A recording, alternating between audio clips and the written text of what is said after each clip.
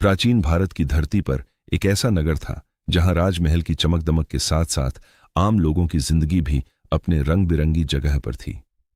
आज की कहानी हमें ले जाएगी प्राचीन उज्जैनी की उस दुनिया में जहां प्रेम था, त्याग था, राजनीति थी, छल था और अंत में था सत्य और न्याय की जीत। यह कहानी है संस्कृत के महान नाटककार शूद्रक द्वारा रचित प्रसिद्ध नाटक मृच्छकटिकम की, अर्थात छोटी मिट्टी की गाड़ी। और यह कहानी है गरीब लेकिन महान हृदय वाले ब्राह्मण चारुदत्त और धनवान गणिका वसंतसेना की। बहुत समय पहले की बात है। उज्जैनी नगरी अपने वैभव, व्यापार और संस्कृति के लिए प्रसिद्ध थी। राजा पालक का शासन था। नगर में बड़े बड़े व्यापारी थे, राजमहल था, सुंदर उद्यान थे और दूर दूर से लोग व्यापार तथा मनोरंजन के लिए उज्जैनी आया करते थे। लेकिन इसी नगर में एक ऐसा ब्राह्मण भी रहता था जो कभी बहुत धनवान हुआ करता था। उसका नाम था चारुदत्त। चारुदत्त विद्वान, सज्जन और अत्यंत दयालु व्यक्ति था। उसके घर में कभी धन की कमी नहीं थी, लेकिन चारुदत्त का स्वभाव ऐसा था कि जो भी उसके पास सहायता के लिए आता वह उसे खाली हाथ वापस नहीं भेजता। कभी किसी गरीब की सहायता करता, कभी किसी भूखे को भोजन देता और कभी किसी जरूरतमंद को अपना धन दान कर देता। धीरे धीरे उसकी सारी संपत्ति समाप्त हो गई। अब उसके पास धन नहीं था, लेकिन एक चीज आज भी उसके पास थी, उसकी महानता। लोग कहते थे कि चारुदत्त गरीब जरूर हो गया है, लेकिन उसके चरित्र की अमीरी पूरे नगर में प्रसिद्ध थी। उसी उज्जैनी में रहती थी एक अत्यंत सुंदर और धनवान स्त्री जिसका नाम था वसंतसेना। वसंतसेना के पास धन दौलत की कोई कमी नहीं थी। उसके पास सुंदर आभूषण थे, दास दासियां थीं और समाज में उसका अपना स्थान था। लेकिन उसके जीवन में एक कमी थी, सच्चे प्रेम की। एक दिन उसकी नजर चारुदत्त पर पड़ी। चारुदत्त की सादगी, विनम्रता और महान हृदय ने वसंतसेना को प्रभावित कर दिया। वह चारुदत्त की गरीबी देखकर पीछे नहीं हटी, बल्कि उसके मन में चारुदत्त के प्रति सम्मान और प्रेम बढ़ता चला गया। चारुदत्त भी वसंतसेना के प्रति आकर्षित होने लगा, लेकिन वह जानता था कि वह गरीब है और वसंतसेना एक धनवान स्त्री है, इसलिए उसके मन में हमेशा एक संकोच बना रहता था। एक शाम वसंतसेना अपने आभूषण लेकर जा रही थी। तभी एक शक्तिशाली और दुष्ट व्यक्ति संस्थानक उसका पीछा करने लगा। वह वसंतसेना को अपने वश में करना चाहता था। वसंतसेना उससे बचने के लिए भागी और अंततः उसने चारुदत्त के घर में शरण ली। चारुदत्त ने बिना किसी स्वार्थ के उसे सुरक्षा दी। वसंतसेना ने अपने कीमती आभूषण चारुदत्त के पास सुरक्षित रख दिए। चारुदत्त ने उन आभूषणों को अपने पास रख लिया और वसंतसेना को विश्वास दिलाया कि वे पूरी तरह सुरक्षित हैं। लेकिन तभी कहानी में एक नया मोड़ आया। चारुदत्त के घर से वसंतसेना के आभूषण चोरी हो गए। चारुदत्त बहुत चिंतित हो गया। वह वसंतसेना का विश्वास नहीं तोड़ना चाहता था। उसके पास उतना धन भी नहीं था कि चोरी हुए आभूषणों की कीमत चुका सके। तब उसकी पत्नी धूता ने अपने गले का एक बहुमूल्य हार निकालकर चारुदत्त को दे दिया।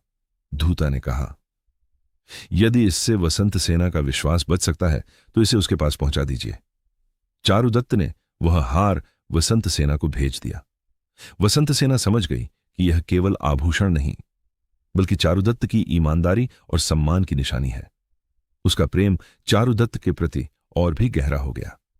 चारुदत्त का एक छोटा पुत्र था जिसका नाम था रोहसेन। रोहसेन को अपने पड़ोसी के बच्चे की सोने की गाड़ी देखकर बहुत इच्छा होती थी कि उसके पास भी वैसी ही गाड़ी हो, लेकिन चारुदत्त गरीब था। वह अपने बेटे के लिए सोने की गाड़ी नहीं खरीद सकता था। रोहसेन उदास हो गया। वसंतसेना ने जब यह देखा तो उसके मन में उस बच्चे के लिए मातृवत स्नेह उमड़ पड़ा। उसने अपने सारे आभूषण निकाल लिए और रोहसेन की छोटी सी मिट्टी की गाड़ी में रख दिए। अब वह साधारण मिट्टी की गाड़ी कीमती आभूषणों से भर चुकी थी। वसंतसेना के लिए वे आभूषण धन नहीं थे, वे एक बच्चे की खुशी थे और यही उसके चरित्र की सबसे सुंदर बात थी। लेकिन जब एक तरफ प्रेम की कहानी आगे बढ़ रही थी, दूसरी तरफ उज्जैनी में राजनीति का तूफान उठ रहा था। राजा पालक का शासन था और उसके विरुद्ध विद्रोह का नेतृत्व कर रहा था आर्यक। राजा को डर था कि कहीं आर्यक सत्ता पर कब्जा न कर ले, इसलिए आर्यक को बंदी बना लिया गया। लेकिन आर्यक का मित्र शर्विलक उसे जेल से छुड़ाने की योजना बना रहा था। शर्विलक ने आर्यक को बचाने के लिए कई जोखिम उठाए। आखिरकार आर्यक जेल से निकल गया और भागते भागते वह चारुदत्त के रथ में छिप गया। चारुदत्त को पता नहीं था कि उसके रथ में कौन छिपा है, लेकिन जब उसे सच्चाई पता चली तो उसने आर्यक की सहायता करने का निर्णय लिया, क्योंकि चारुदत्त के लिए न्याय और मानवता राजा के भय से कहीं अधिक महत्वपूर्ण थे। अब कहानी फिर से वसंत सेना और चारुदत्त की ओर लौटती है। वसंत सेना चारुदत्त से मिलने उद्यान में पहुंची, लेकिन वहां संस्थानक भी पहुंच गया। वह वसंत सेना के पीछे पड़ा हुआ था। वसंत सेना ने उसे स्पष्ट रूप से ठुकरा दिया। अपमानित और क्रोधित होकर संस्थानक ने वसंत सेना पर हमला कर दिया। वह उसे मृत समझकर उसके शरीर को पत्तों के नीचे छिपाकर वहां से चला गया। लेकिन वसंत सेना वास्तव में जीवित थी। कुछ समय बाद वहां एक बौद्ध भिक्षु पहुंचा।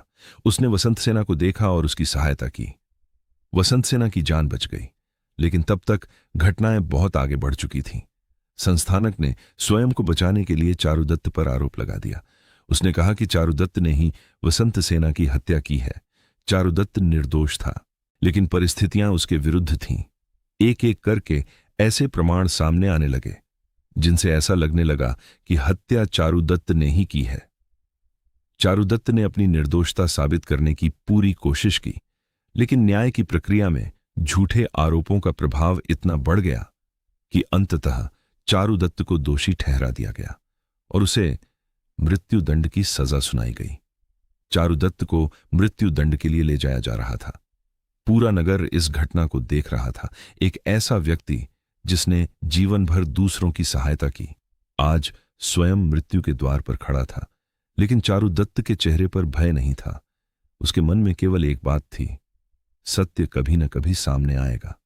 उधर वसंत सेना को जब यह पता चला कि चारुदत्त को उसके हत्या के आरोप में दंड दिया जा रहा है, तो वह तुरंत वहां पहुंचने के लिए निकल पड़ी। और तभी सबके सामने एक अद्भुत घटना हुई। वसंत सेना स्वयं वहां पहुंच गई। लोग उसे देखकर स्तब्ध रह गए। जिस स्त्री की हत्या के आरोप में चारुदत्त को मृत्युदंड दिया जा रहा था, वह तो जीवित थी। सच्चाई सामने आ चुकी थी। चारुदत्त निर्दोष था। संस्थानक का झूठ उजागर हो गया। वसंत सेना ने सबको पूरी घटना बता दी। अब किसी को कोई संदेह नहीं रहा कि चारुदत्त निर्दोष है। चारुदत्त की जान बच गई और सत्य की जीत हुई। इसी बीच आर्यक का विद्रोह सफल हो चुका था। राजा पालक का शासन समाप्त हो गया। आर्यक ने सत्ता संभाली। नया राजा बनने के बाद उसने पुराने अन्यायों को दूर करने का निर्णय लिया। चारुदत्त को सम्मान दिया गया और संस्थानक को उसके अपराधों के लिए दंडित किया गया। जिस व्यक्ति को कुछ समय पहले अपराधी समझकर मृत्युदंड दिया जा रहा था, वही चारुदत्त अब सम्मानित व्यक्ति बन चुका था।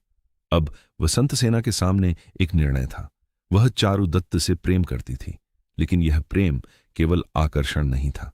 यह सम्मान, विश्वास और त्याग पर आधारित था। चारुदत्त ने भी उसके प्रेम को स्वीकार किया। अंततः वसंत सेना और चारुदत्त का मिलन हुआ। चारुदत्त की पत्नी धूता ने भी उदार हृदय का परिचय दिया। इस प्रकार तीनों ने मिलकर एक परिवार का रूप ले लिया। और इस पूरी कहानी में सबसे बड़ी जीत केवल प्रेम की नहीं थी, बल्कि मानवता, सत्य और न्याय की थी। मृच्छकटिकम हमें बताता है कि धन किसी इंसान को महान नहीं बनाता, इंसान को महान बनाता है उसका चरित्र। चारुदत्त गरीब था, लेकिन उसके विचार और हृदय बहुत बड़े थे। वसंत सेना धनवान थी, लेकिन उसने धन को प्रेम से ऊपर नहीं रखा। उसने एक बच्चे की खुशी के लिए अपने आभूषण तक दे दिए। धूता ने अपने पति के सम्मान के लिए अपना बहुमूल्य हार दे दिया। और अंत में जब झूठ ने चारुदत्त को मृत्यु के द्वार तक पहुंचा दिया, तब सत्य ने आकर उसकी रक्षा की। इसलिए जीवन में चाहे परिस्थितियां कितनी भी कठिन क्यों ना हो, सत्य और अच्छे कर्मों का साथ कभी नहीं छोड़ना चाहिए। क्योंकि झूठ कुछ समय के लिए जीत सकता है, लेकिन सत्य की जीत अंततः निश्चित होती है। अगर आपको यह कहानी पसंद आई हो तो वीडियो को लाइक जरूर करें, इसे अपने दोस्तों और परिवार के साथ शेयर करें और ऐसी ही रोचक, प्राचीन और प्रेरणादायक कहानियों के लिए हमारे चैनल टेल्स बाय कजरी को सब्सक्राइब करना बिल्कुल न भूलें। फिर मिलेंगे एक और अद्भुत कहानी के साथ। तब तक याद रखिए, धन से बड़ा चरित्र है और छल से बड़ी शक्ति है सत्य की।